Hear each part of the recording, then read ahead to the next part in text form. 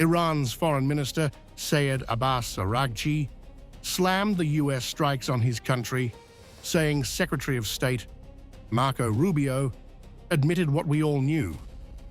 He called the conflict a war of choice on behalf of Israel, claiming there was never an Iranian threat and blaming Israel firsters for the bloodshed of both Americans and Iranians.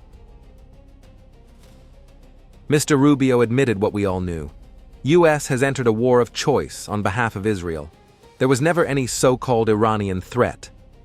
Shedding of both American and Iranian blood is thus on Israel firsters.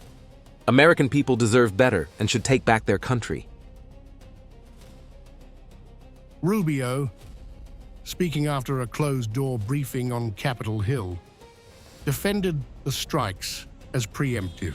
He said the U.S. acted because Israel's planned attack on Iran would inevitably trigger retaliation against American forces.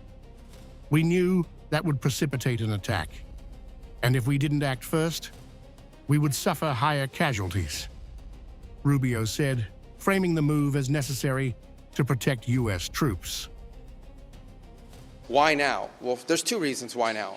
The first is it was abundantly clear that if Iran came under attack by anyone, the United States or Israel or anyone, they were going to respond against the United States. The orders had been delegated down to the field commanders. It was automatic. If we stood and waited for that attack to come first before we hit them, we would suffer much higher casualties.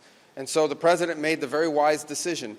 We knew that there was going to be an Israeli action. We knew that that would precipitate an attack against American forces. And we knew that if we didn't preemptively go after them before they launched those attacks, we would suffer higher casualties and perhaps even higher those killed. And then we would all be here answering questions about why we knew that and didn't act.